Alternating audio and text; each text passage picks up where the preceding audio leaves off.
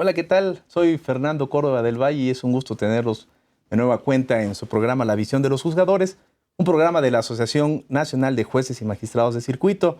Y por supuesto siempre agradecidos con la Suprema Corte de Justicia de la Nación y con el Canal Judicial por permitirnos este espacio. Hoy tengo 3 invitados de la Asociación de la Quinta Región, que es un tema del que vamos a hablar con ellos 3 expertos en la materia, por supuesto, que se llama La situación de la mujer en los estados de México y Michoacán, que es un llamado a la perspectiva de género. Así el tema. Voy a presentar a los invitados, insisto, es un gusto tenerlo y más hablando sobre estos temas que es una necesidad tocarlos, es una necesidad de sensibilizarnos. Magistrada Mónica Alejandro Soto, bueno, me da mucho gusto que estés con nosotros y hayas aceptado la invitación del, dice, Segundo Tribunal Colegiado en Materia Administrativa del Segundo Circuito en Naucalpan. En Naucalpan. Magistrado Miguel Enrique Sánchez Frías, hoy actualmente Primer Tribunal Colegiado en Materia Penal del Primer Circuito. Y el magistrado Guillermo Esparza Alfaro, también un gusto saludarte. Sexto Tribunal Colegiado de Circuito del Centro Auxiliar de la Tercera Región en Morelia, Michoacán. ¿Es correcto? Sí, gracias por la invitación. Qué gusto, de verdad. Y el tema da para mucho que hablar. Recientemente tuvimos con la ministra Luna Ramos un evento, un congreso internacional que creo que nos dejó muy buen sabor de boca. Ojalá que se repitan estos eventos. Pero yo le preguntaría, o te preguntaría, Mónica, en términos generales, ¿cuál es la situación de la mujer en nuestro país? Partiendo de la base que así se llama nuestro programa hoy, la situación de la mujer. Y bueno, si bien en los estados de Michoacán, por ejemplo, y del Estado de México, pero en términos generales, ¿cuál es la situación? Bien, muchas gracias. Nos vamos a enfocar un poco al tema de lo que es la violencia en contra de la mujer y por ello el panorama en síntesis que podemos plasmar para efectos del programa es pues que en todo el mundo hay violencia contra la mujer, ¿sí? México no es una excepción, ¿sí? Hay modalidades, le llaman de violencia, como es la familiar, la comunitaria, institucional.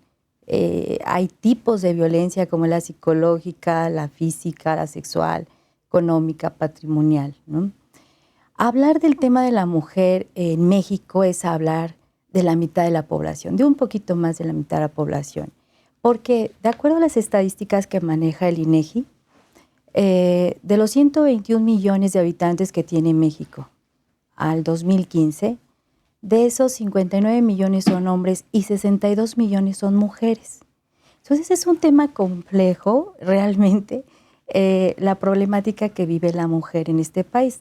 Podríamos considerar que es un problema pues, de más de la mitad de la población que en distintos ámbitos, de distintos tipos, se ha sufrido en alguna ocasión de un tipo de violencia, ¿no? Tan es así que es urgente y lo hemos visto a través de varias conferencias, congresos, que se insiste en esas condenas internacionales que se han hecho también en razón de que México tiene que tener esa perspectiva de género para poder combatir la violencia contra la mujer y las niñas. Vamos a tratar algunas cuestiones, pero tenemos recomendaciones internacionales, entre ellas van varias encaminadas a que debemos de resolver el problema del feminicidio. Perfecto. Y este feminicidio va en los campos que hablamos de procuración e impartición de justicia.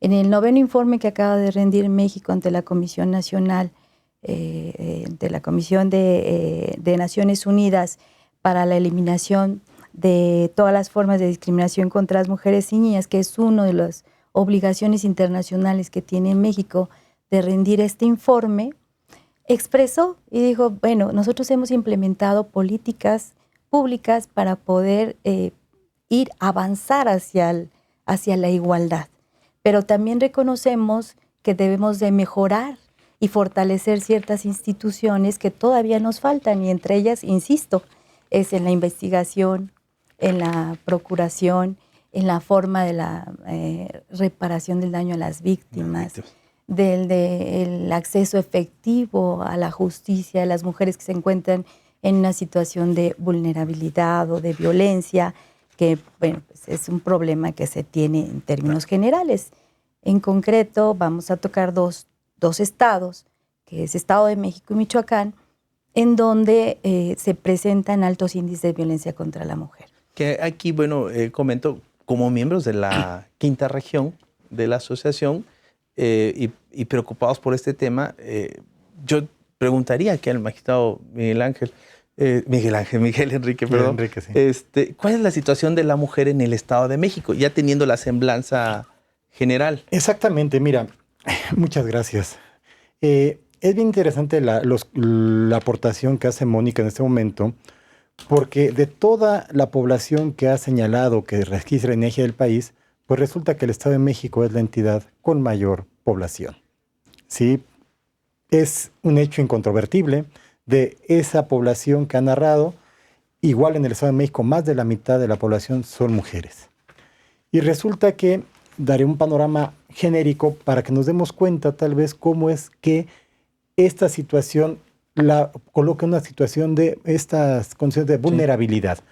Resulta que tratándose de mujeres en el Estado de México, solamente el 40%, arriba del 40%, datos del INEGI, mujeres y diversas asociaciones que han estado investigando este tema, logran tener una escolaridad arriba de la secundaria. Es decir, la mayoría de la población mujeres del Estado de México ni siquiera concluyen la educación secundaria. Esto evidentemente las coloca en una posición, bueno, agregado a esto habría que decir, de esas mujeres en un alto porcentaje, arriba del 7-8% de mujeres entre 12 y 19 años ya tienen un hijo vivo. Además, resulta que el 20 y tantos % de los hogares en el Estado de México, quien es la jefa de familia, quien es la cabeza, es una mujer. Si ponemos todo esto en un contexto, pues podemos ver que hay una circunstancia que de suyo pone una situación de desventaja a las mujeres. ¿Qué sucede? Si no pueden tener una educación más allá de la secundaria, eso limita pues, la posibilidad de acceder a ciertos trabajos, a ciertos puestos, a ciertos ingresos, por supuesto. ¿Sí? No es posible. ¿Por qué? Porque es una condición de desventaja. Si además son madres muchas veces solteras, que tienen que atender hijos, eso les implica una condición general de sometimiento, de subordinación hacia alguien que les está apoyando, les está ayudando y les impide desarrollar sus potencialidades, digámoslo así. ¿Sí? Entonces, todo esto se refleja en diversos ámbitos. Es decir, en el ámbito escolar es evidente, no pueden tener un acceso a la educación como tal. El ámbito laboral no pueden acceder a ciertos trabajos. En el ámbito profesional, pues mucho más, no pueden acceder a tener una educación profesional y más todavía, y eso en el aspecto económico se refleja porque tienen que estar en una situación de desventaja necesariamente. ¿Sí? Estos datos genéricos que pudieran parecer sutiles y que no lo son, nos dan una idea de la desventaja en la que están. Y ya no hablemos, y lo haremos más adelante si así lo consideras, de las cuestiones de violencia o de agresiones directas, en las cuales son víctimas al estar en un estado de vulnerabilidad. Michoacán, que es donde te encuentras, Guillermo, ¿cómo se ve esta situación de la mujer? Porque ya hablamos general, la cifra en porcentaje suena espantosa, preocupante, el Estado de México como de los más poblados, pero Michoacán. La condición de las mujeres en el Estado de Michoacán se concretiza como una situación de desigualdad de género en relación con los hombres, lo que así se afirma con base en los principales estándares estadísticos. Así lo consideramos porque en lo que se refiere a la tasa de alfabetización y matriculación en los niveles de primaria a licenciatura, las mujeres son superadas en promedio por los hombres y la misma situación permea cuando unos y otros adquieren un trabajo remunerado. Pues las prestaciones de las mujeres son inferiores a la de los hombres en aproximadamente un 35%. En lo que se refiere al índice de mortalidad materna, resulta que Michoacán se encuentra en una tasa que rebasa la media nacional, la cual se ubica entre un 68 y 60 muertes por cada 100,000 habitantes respectivamente. Otro dato muy interesante que está permeando en el estado de Michoacán se relaciona con el creciente número de familias encabezadas por lo que se conoce o se denomina jefatura femenina, lo que no es otra cosa más que la cuestión relativa a que 1 de cada 5 hogares en Michoacán se encuentra encabezado por una mujer. Por una mujer, diré. En otro rubro muy importante... Que hace las dos funciones. Las dos funciones, Mamá, efectivamente, mamá y papá. Y muchas veces por el desinterés de los hombres, que muchas veces parten hacia otros países a laborar y descuidan por completo la familia. Otro rubro importante que quisiera mencionarte es el relativo a la participación política, en donde encontramos que Michoacán tiene una participación muy escasa de las mujeres, tomando en consideración que si la participación política a nivel nacional se ubica en aproximadamente un 22%, resulta que en esta entidad federativa escasamente alcanza el 12%, de participación, lo que, como podrás observar, prácticamente es un 50% de la media nacional. Visto así estos dos estados y de manera general, pues la problemática existe y aun cuando se genera por causas distintas, ahí está, ¿no? Finalmente. Pero preguntaré, ¿qué es o cómo puedo entender para explicarle a todas estas mujeres, a todos estos hombres? Yo creo que hay que sensibilizar y concientizar a los dos. ¿Qué es o cómo puedo entender la violencia contra la mujer? ¿Solo así cualquier ataque o cómo se entiende? Bien, pues tal vez podemos partir de lo que ha definido la Convención Interamericana para prevenir, sancionar y erradicar la violencia contra la mujer, conocida como la Convención de Belém do Pará. Ahí se define violencia contra las mujeres como cualquier acción, dice, cualquier acción o conducta basada en su género que cause muerte, daño, sufrimiento, en los tipos que habíamos visto, sea físico, sexual o psicológico, ¿sí? A la mujer, tanto en el ámbito público como privado, se va a entender como violencia contra ellas. Este es en relación a lo que se define en la Convención, pero también tenemos la Ley General de Acceso a las Mujeres a una Vida Libre de Violencia. Y también ahí viene un concepto, viene definido lo que es la violencia. Y aquí lo marca igual como cualquier acción, pero también omisión basada en género, ¿sí? Por lo mismo que cause daño, sufrimiento en aspecto psicológico, físico, sexual, patrimonial, económico y hasta la muerte, igual en el ámbito privado o en el ámbito público. Esta misma ley define lo que es la violencia feminicida. Entonces, es importante sobre todo que lo tengamos presente porque es uno de los problemas y esto es uno por lo que se condenó al Estado mexicano a tomar todo este tipo de medidas para prevenir, sancionar, erradicar y resolver el problema de los homicidios que tienen en contra de las mujeres por cuestión de género, ¿sí? Que era un aspecto que siempre se manejaba, siempre ¿no? Se ha Solo manejado. se decía homicidio. Así es. Y no importaba si era hombre o mujer. Y entiendo que feminicidio se refiere directamente Eso es lo importante. a la mujer. Exacto. La violencia feminicida, como lo marca la ley, hace similar concepto, pero aquí incluye que son el conjunto de conductas misóginas que pueden conllevar hasta la impunidad social y del Estado, puede generar una muerte violenta de la mujer, y lo considera como una forma extrema de violencia de género contra la mujer. Entonces, esa mezcla de elementos es lo que hace la violencia feminicida. Esas conductas de misoginia que se tienen para generar ese daño al llegar al grado hasta la muerte es por el género. Todo ataque a la mujer, me refiero a privarle de la muerte, ya es por sí mismo, para no usar términos, feminicidio o es ataque por ser mujer realmente. Aquí tenemos un problema precisamente en poder identificar cuándo es la violencia feminicida y cuándo es violencia en contra de las mujeres. En contra de las mujeres puede darse, como lo ha definido la ley, cualquier conducta o omisión que sea en contra de una mujer, es violencia contra una mujer, ¿no? Pero la violencia feminicida tiene que ir ese conjunto de conductas misóginas por ser mujer, ¿no? Y es esa forma extrema de violencia que se presenta en contra de una mujer.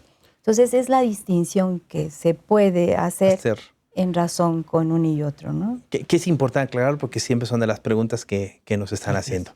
Vamos a hacer una pausa y vamos a hablar sobre el panorama, que era ya lo que nos estabas adelantando, que se vive el panorama en relación con esta violencia, tanto en Michoacán como, por supuesto, en el Estado de México. No se vayan, regresamos y seguimos hablando de este tema por demás preocupante, además, por supuesto, interesante.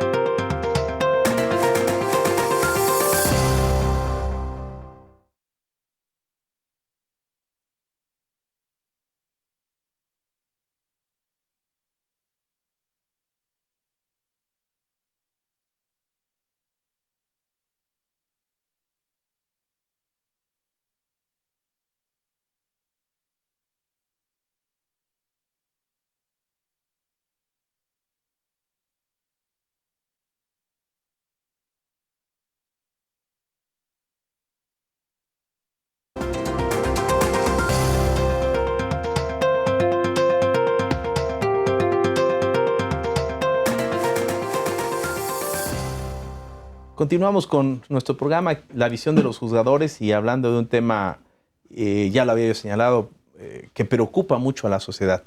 De hecho, la sociedad como tal insiste en que esto se acabe. ¿Cuál sería el panorama, y siguiendo con las preguntas, cuál sería el panorama en el Estado de México en relación con este tema? Bueno, el tema de la violencia contra las mujeres en el Estado de México es un tema muy sensible y de mucha trascendencia. Decía hace un rato el contexto general de la mujer en la sociedad mexiquense, que decía que son cuestiones genéricas, de repente que la ponen en cuestión de desventaja y que no son menores, mas sin embargo son factores para lo que es ya violencia de manera directa o consciente. Es decir, en el Estado de México las mujeres, lamentablemente, pues son agredidas o son víctimas de violencia desde varios delitos, desde varias perspectivas. Son sujetos pasivos de homicidio, a veces feminicidio, habrá que ver el tema concreto, si se da por perspectiva de género. En razón de su condición de ser mujeres se le priva de la vida, sería un feminicidio. Son, lamentablemente, el Estado de México en estadísticas, pues resulta que eventualmente ya hasta superó aquel caso paradigmático de las muertas de Juárez por la cantidad de mujeres. Por la cantidad de mujeres. Y esto tiene una explicación relativamente clara, la densidad poblacional. Hay municipios en nuestro México que tienen una gran densidad poblacional en el cual la mujer está en una condición totalmente desventaja. Pero no solo esto, el Estado de México también es uno de los que tiene mayor índice de delitos en el caso de trata de personas, que también es una forma de violencia.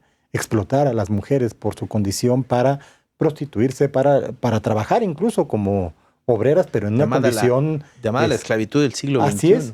También es el Estado de México tiene ese tema también. La violación, por supuesto. Son víctimas de agresiones sexuales, que más adelante tocamos ese tema si nos da tiempo. Pero no solo como sujetos pasivos. Resulta que las mujeres en el Estado de México también llegan a ser criminalizadas por esta condición de desventaja. Me explico. Ellas se pueden constituir o se han constituido en sujetos activos del delito en el momento al que estar ligadas con su pareja por cuestiones sentimentales, por cuestiones de opresión, resulta que también son procesadas por delitos contra la salud. Muchas veces las utilizan para que lleven la droga de un lado a otro, incluso introducirlas a los penales donde están sus parejas o sus esposos o lo que sea.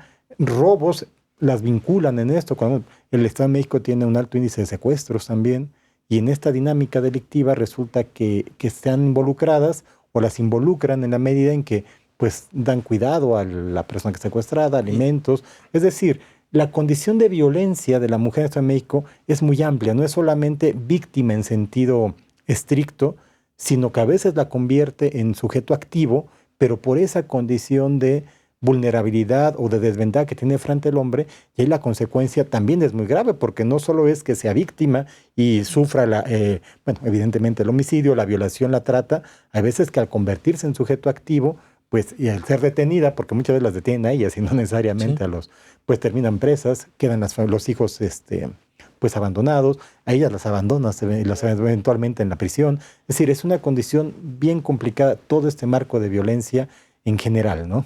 Alguna vez tocaba el tema de las víctimas de sus propios delitos, porque finalmente eran utilizadas, muchas de ellas, sin generalizar, muchas de para ellas, por cometer supuesto. diversos ilícitos. Y eran víctimas, ¿por qué? Porque eran obligadas para llevar a cabo estas conductas. ¿Cómo se ve este panorama en Michoacán?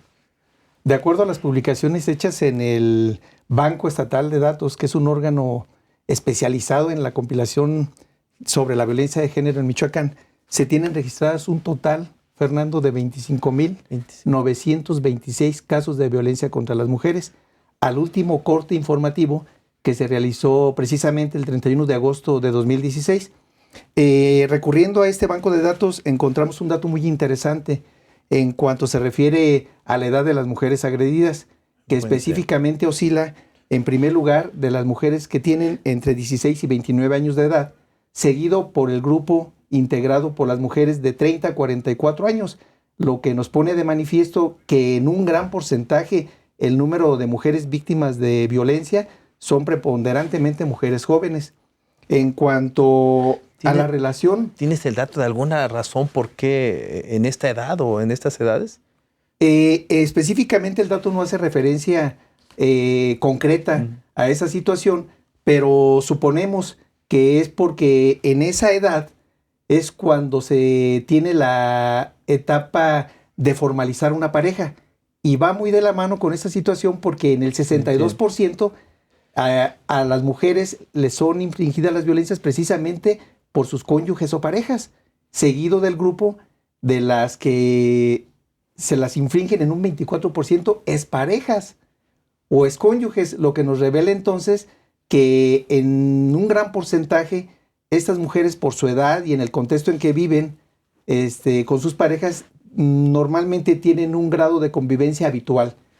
En lo que respecta a otra situación específica relacionada con el lugar en que se perpetran las violencias contra las mujeres, debo de mencionarte que en el 92% las mismas se cometen en el ámbito privado, específicamente en el núcleo doméstico familiar, en donde cabría considerar que la mujer debe de recibir una consideración especial y un irrestricto respeto hacia su integridad física y mental.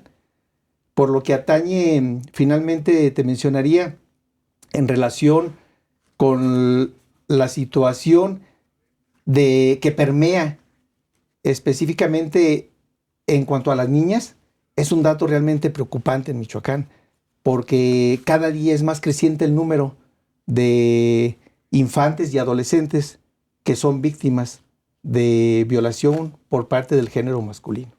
Me preocupa un aspecto, por esto de los jóvenes o de las jóvenes, en el sentido de que parecería que he escuchado a muchos hombres señalarlo, incluso las propias televisoras o en radio, en revistas, que es culpa de la mujer el hecho de ser violentada. O por lo de la juventud preguntaba porque también, bueno, es que se los busca violentos. O sea, como si todo atañe, fui violada porque es mi culpa, por cómo me he visto, por cómo actúo. Me maltratan o no estudio porque no quiero. No sé si me explico en este sentido. Como mujer sensible en estos temas y siguiendo este aspecto, bueno, este es el panorama, esto es lo que tenemos. ¿Qué se le puede decir a la sociedad en este sentido? Yo creo que no, es partir de ese razonamiento sería un prejuicio. ¿Cuál es realmente nuestro problema? Es cultural. La discriminación de la mujer ha sido histórica, ha sido a través de distintos campos, desde las niñas, las mujeres, las personas adultas. Es una cuestión cultural, es una construcción que se hace en razón a prejuicios que se tienen, estereotipos que se parte, que la mujer debe de ser así porque así lo dice a lo mejor en casa o así lo dice tal sociedad. Entonces, ese tipo de construcciones son las que tenemos que mover hacia la igualdad, no hacia la discriminación, no hacia una cuestión de desvalorización de la mujer. Entonces, no es culpa ni de la mujer, a lo mejor es como lo tratan de ver, sino es una cuestión de un contexto sociocultural que tenemos que mover las estructuras para ir hacia la... Prejuicios y estereotipos sí, ya claro. Hay claramente que romperlos, establecidos. sí, con una sociedad consciente. Ahí me comentabas en el corte, me estabas haciendo el comentario en relación que existe una alerta de violencia de género contra las mujeres. ¿Esta alerta de violencia de género es general o es solo en algunos estados? ¿Cómo se maneja? Por ejemplo, si te preguntara, ¿existe en el Estado de México? Sí, bueno, hay una ley federal en este sentido, un reglamento específico que establece las condiciones para que se pueda dar una alerta de género en específico, condiciones muy específicas, alguna petición, algún motivo, elementos de prueba que justifiquen que se ha estado dando un trato diferenciado, discriminatorio, como señalaba Mónica, la situación de la mujer en particular y las medidas que podrían tomarse. Aquí, qué bueno que tocas este tema, porque resulta que el Estado de México, otra vez el más poblado, con mayor, no solo en cantidad, sino en densidad poblacional en ciertas zonas, resulta que se integra, me parece, por 125 municipios, de los cuales en 11 en particular existe una alerta de género ya. ¿Por qué? Porque al solicitarse esto, hubo grupos de la organización civil que veían la situación real de la mujer, te comentaba hace un momento, al grado tal que incluso en cifras, pues ha rebasado esto que fue tan conocido, condenado el Estado mexicano de las muertas de Juárez, como en números es superior ya en el Estado de México este evento. Lo que ha cuestionado es que en ciertos municipios esta alerta de género, precisamente que lo que persigue es proteger a la mujer.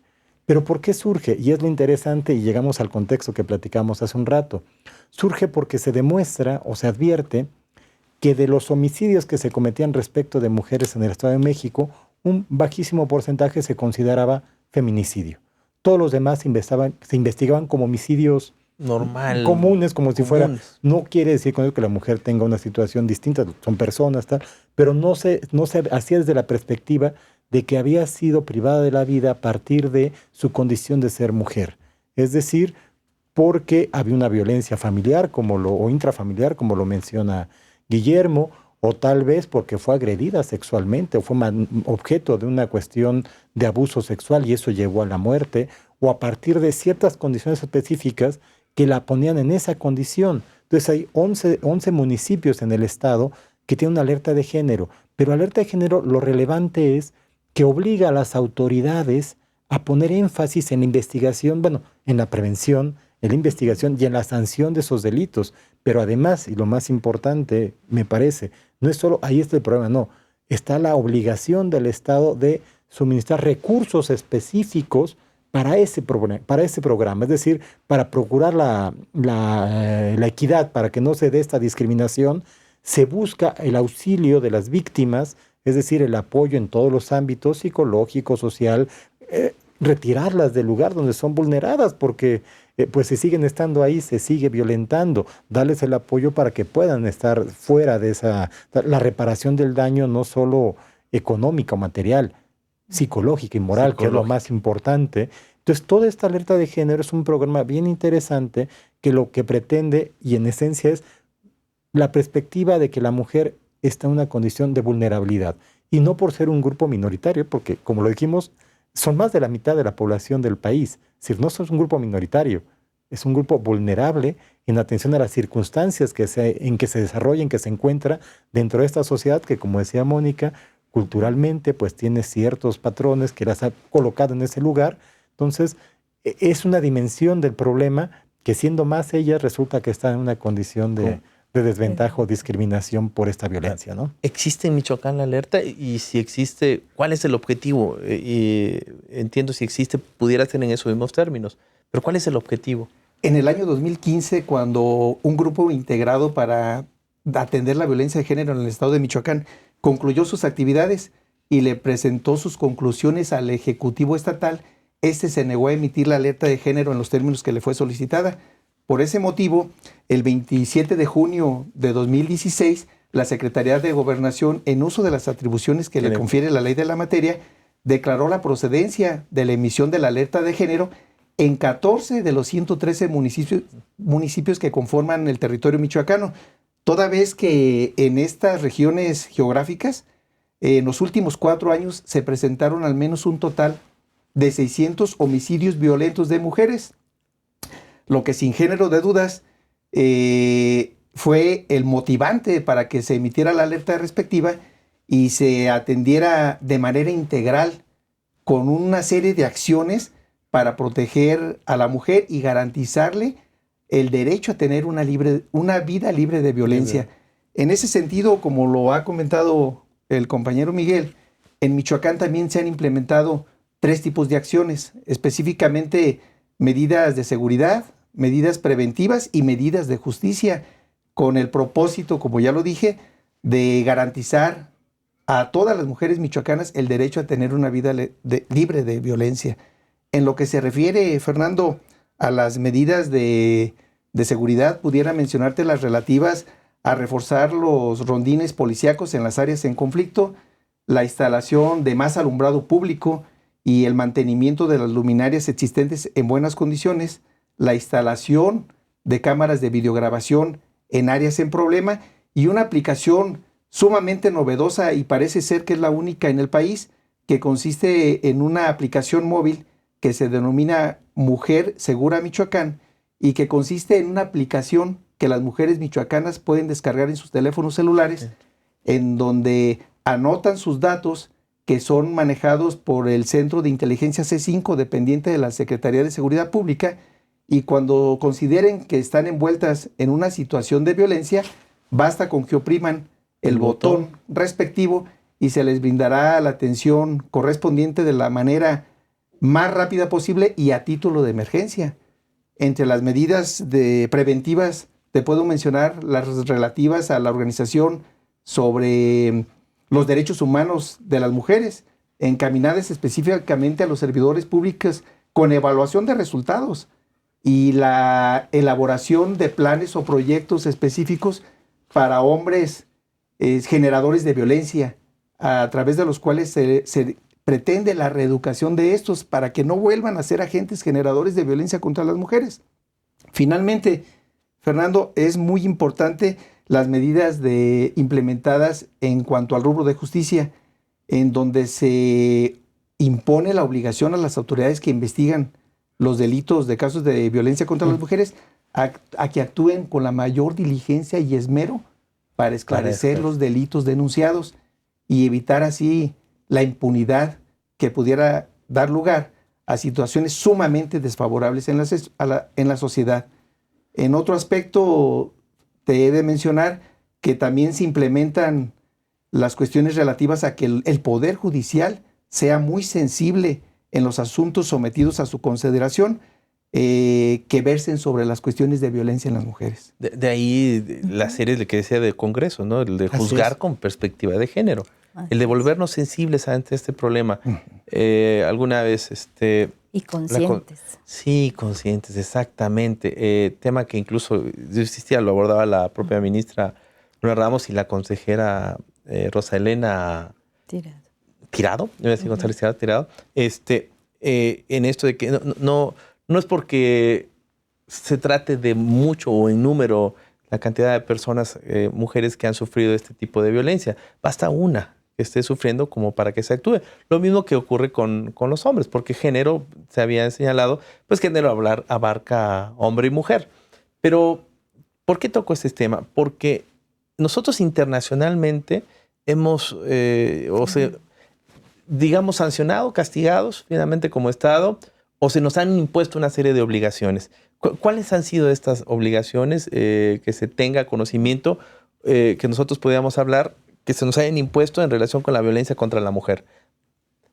Bien, un caso considero que bastante importante porque de ahí se vino un cambio en muchos aspectos, hasta en políticas públicas, como lo acabamos de ver, que es en esta alerta de género, en las organizaciones cómo promueven para efecto de combatir la violencia, empezó a sentarse con el asunto que comentaba Miguel, que es el de campo algodonero. El campo. Es conocido así este asunto en razón por el hallazgo de los cuerpos de las víctimas en ese lugar, que fue en Chihuahua, en Ciudad Juárez. 3 jóvenes, 2 menores de edad. en donde los familiares denuncian a las autoridades la desaparición. Y el Estado mexicano, en lugar de llevar a cabo las investigaciones y tomar el tema sensible de es un caso, 2 casos, 3 casos, en donde hay desaparición de jóvenes, pues es una alerta, ¿no? Es una alerta que como autoridad pues debes de advertir. ¿Y qué fue lo que recibieron los familiares a cambio de estas denuncias que hicieron? Pues la apatía en la investigación, el desinterés, muchas veces dentro de la resolución que viene de la Corte Interamericana adviertes el panorama que se vive en el aspecto de las autoridades investigadoras, en donde son prejuiciosas. Ellos refieren muchas veces hasta el maltrato, vejaciones que sufrieron, y pasaron hasta a ser víctimas también en ese afán de lograr que investigaran lo que había pasado con estas 3 jóvenes, ¿no? Entonces, todo este análisis que hace la Corte Interamericana de decir, a ver, es la sociedad mexicana en relación con la desaparición de 3 jovencitas, ¿cuál fue su proceder? ¿Realmente llevó a cabo esas investigaciones? ¿Hubo esa sensibilidad para saber quiénes fueron los que cometieron ese delito? ¿Se esclarecieron los hechos? ¿Se advirtió la verdad? Al ver que no se logró, la Comisión Interamericana analiza todo ese cúmulo de información que existe en torno a ese asunto y lo manda a la Corte. Y la Corte es la que condena y dice, Estado mexicano, tienes que reparar. ¿Por qué? Porque hubo esa negligencia, esa falta de cuidado, esa diligencia que debes de tener en relación al momento en que te presentan una denuncia de una desaparición en contra de 1, 2, 3 mujeres. Además, debes de empezar a investigar. Por eso de ahí se viene toda una serie de obligaciones internacionales que tenemos que hacer en razón con todas las autoridades. Y digo, hasta el aspecto legislativo tiene que analizar el tipo de la situación de la mujer con perspectiva de género. Realmente arrancamos de ahí nos fuimos enterando que vinieron más obligaciones que se pusieron de manera internacional. Vamos a seguir hablando de este tema que, vuelvo a insistir, es preocupante. Los números, aun cuando pudieran sonar menores que el Estado de México, hay que dejar claro, tiene que ver por cuestiones también de población. Así es. Entonces, los porcentajes ya escuchados, pues sí espanta. Más del 60% de violencia contra la mujer, en términos generales, es una cifra elevada. Vamos a hacer un corte y vamos a seguir hablando de este tema. De verdad, que no se vayan, que sigan con nosotros para ir conociendo de manera práctica y sencilla en qué consiste la violencia de género.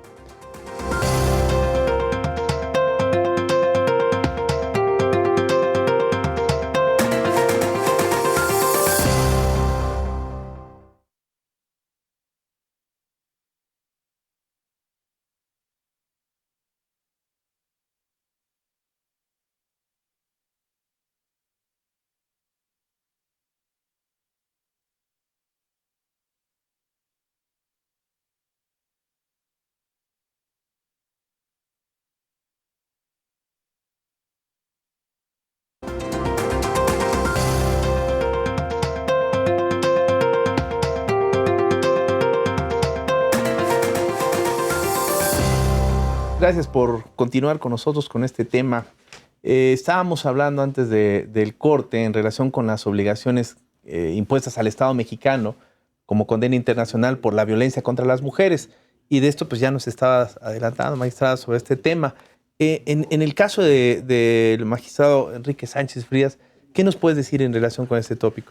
Pues mira, al margen de los datos importantes que ha aportado Mónica sobre el origen del caso algodonero, la relevancia para el Estado mexicano es que al haber sido condenado por la Corte Interamericana, precisamente por todas estas irregularidades, es decir, la falta o negligencia en la investigación, el no abordar la investigación desde una perspectiva de género, el incluso revictimizar a las personas que son ya de suyo víctimas, en este caso eran muertes, pero los familiares son sujetos también a victimización porque en la investigación se les someta a ciertas cuestiones fuera de procedimiento, es decir, se dificulta todo eso. Esto tuvo como origen que la Corte Interamericana aplicara un tema bien específico que es la no discriminación, pero enfocada a la prevención, investigación y sanción de este tipo de conductas hacia las mujeres. Entonces impuso al Estado mexicano la obligación de hacer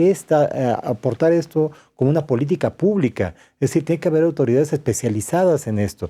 Cuando se detecte un tema particularmente sensible y que pudiera tener una relación con el tema de violencia a mujeres, abordarlo de esa manera, no como un caso más o un caso del montón, no, darle ese énfasis.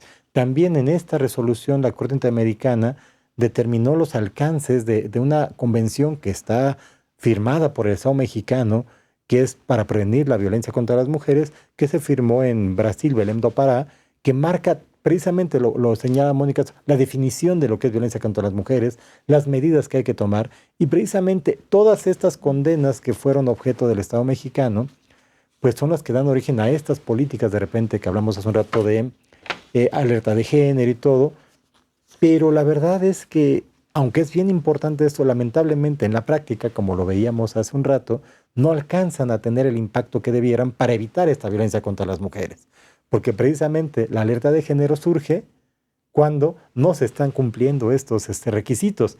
En teoría, pues no tendría que haber alertas de género porque el Estado mexicano está cubriendo estas expectativas. Mas, sin embargo, ante estos lineamientos que te dan, ver que no se actualizan en casos específicos, es decir, se siguen cometiendo homicidios, se siguen sin investigar, surge la alerta de género para dar mayor énfasis a esas zonas donde se da. Entonces, ese es el tema. Pareciera un círculo vicioso. Realmente no tendríamos por qué estar hablando siempre de estos temas, ¿no? Así es. Al igual que la igualdad, valga la expresión de la igualdad, pues tampoco. O sea, las leyes deberían de ser o deben de ser todas por iguales. Algo comentabas también del campo algodonero, ahorita en la pausa. Era en relación con que, a ver, para que no quede solo entre nosotros. Sí, agregaría que en relación a las condenas que se impusieron al Estado mexicano, las cuales tuvieron su fundamento en el artículo 63.1 de la Convención Americana de Derechos Humanos, se encuentra la relativa a que se juzgue a los responsables, pero con una perspectiva muy importante que hace la Corte Interamericana. No solamente vamos a procesar a los autores materiales intelectuales de las violaciones de que fueron objeto estas mujeres, sino que también hay que indagar a los servidores públicos que incurrieron en irregularidades en la investigación. Buen tema. Otro aspecto interesante de esta resolución es el relativo a las medidas de satisfacción y garantías de no repetición. Y en ese aspecto la Corte Interamericana puntualiza que el Estado mexicano debe de llevar a cabo un acto público en el que reconozca la responsabilidad internacional en que incurrió. Asimismo, lo obliga a la construcción de un monumento en honor a las mujeres violentadas, para de alguna manera dignificarlas. Voy a hacer aquí, alguna vez oí una crítica sobre ese tema. ¿Por qué un monumento y después estaban abandonados? Y la respuesta es esta, porque finalmente sirven para que todos los días que lo veas, en memoria te acuerdes de que esto no puede volver a suceder o no debe suceder. Efectivamente, ese es otro de los propósitos de los monumentos. En primer lugar, dignificar a las mujeres que fueron víctimas de violación a sus derechos humanos. Y el segundo, que sirvan de recuerdo para que no se vuelvan a repetir los contextos de violencia en los que se ven envueltos. Es un tema interesante porque luego vemos la construcción del monumento y pues lo primero que se nos ocurre pensar, ahí está dinero. No, forma parte de las obligaciones y que por lo tanto... Para reparar el daño, que no es solamente material. Como decíamos hace un rato, es moral, hacia sus sentimientos. Pues. Lo triste a veces, he conocido casos en los que la víctima de este tipo de violencias, pues luego ni siquiera es bien aceptada o vista en su lugar de origen, ¿no? O sea, esto es curioso, por eso hay que hacerlo del conocimiento de todos que ha sufrido una violencia como tal. Guillermo. En relación con lo que comentaban de las indemnizaciones, es muy interesante la situación relativa a que las mismas las cataloga la Corte Interamericana como indemnizaciones de dos tipos, la material y la inmaterial. En el primer aspecto, en este caso en particular, la Corte determina que materialmente se deberá entregar una cantidad de dinero en efectivo a los familiares de las víctimas. además de que se les debe de proporcionar asistencia médica, psiquiátrica o psicológica de manera gratuita. Y todavía va más allá. Obliga al Estado mexicano a que costee el monto de los medicamentos que los familiares de las víctimas requieran. Finalmente, es importante señalarte que hay un rubro en esta sentencia que se denomina gastos y costas, que se impusieron al Estado mexicano para el efecto de que sufrague todos los gastos realizados por los familiares de la víctima en cuanto a traslados, investigación de su paradero, alimentación, hospedaje y honorarios de sus abogados. Ya que estoy hablando contigo en este tema, ¿qué me puedes decir de los criterios de la Corte en relación con ello?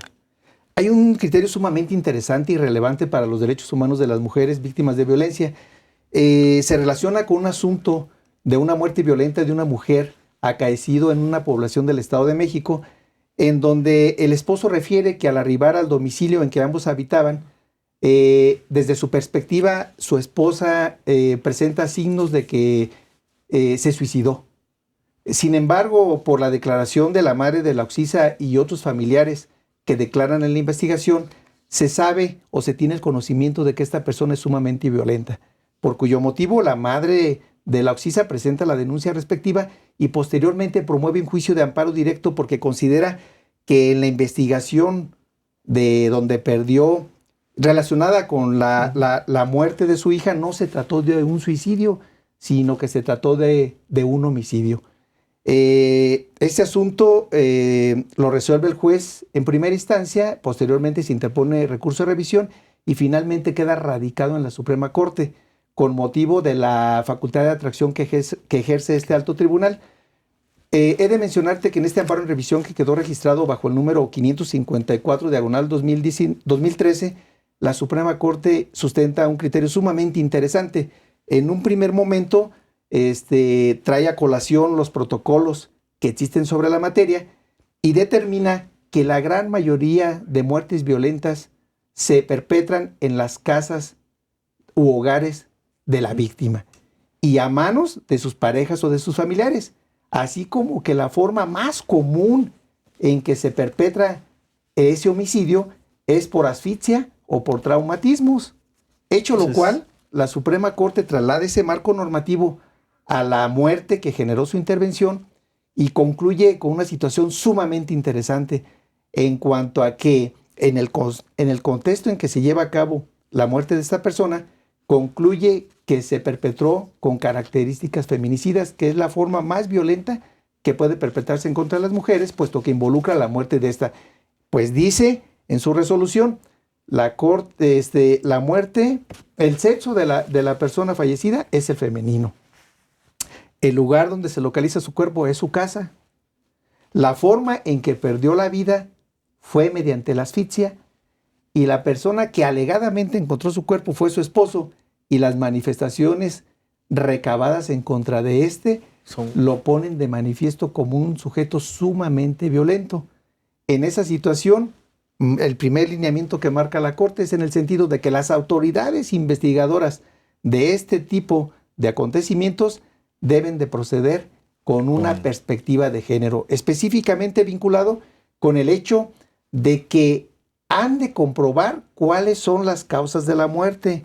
Deben investigar si la víctima estuvo envuelta en una situación de violencia. Y algo sumamente importante, que es el recabar pruebas encaminadas a poner de manifiesto si el infractor tenía conductas misóginas o de discriminación o crueldad hacia las mujeres. Qué interesante. Esto, bueno, es una resolución de la Corte. Finalmente, hoy en día los jugadores sensibles a estos temas hemos enfrentado asuntos así. ¿Tienen alguna experiencia en particular? Bueno, ya nos habló de criterios de la Corte. No sé, Miguel. Mira, retomando lo que menciona Guillermo y esa visión que introdujo la Corte en este asunto, la verdad es que hay muchos asuntos en este sentido, pero el abordaje del asunto de esta perspectiva es bien interesante. Y rapidísima manera de ejemplo, el delito de violación, que es uno de los que se cometen más contra las mujeres, se ha establecido que es el medio comisivo de la violencia física o moral y que se trata de darle contenido a partir de un artículo que dice que para el robo la violencia es la fuerza material o el amago o engaño. Y quieren que eso sea lo mismo para la violación. Desde mi perspectiva, esto no es posible. Abordar esto es una perspectiva de género, implica darse cuenta que la mujer muchas veces no es necesario que la golpeen, no es necesario que la amenacen.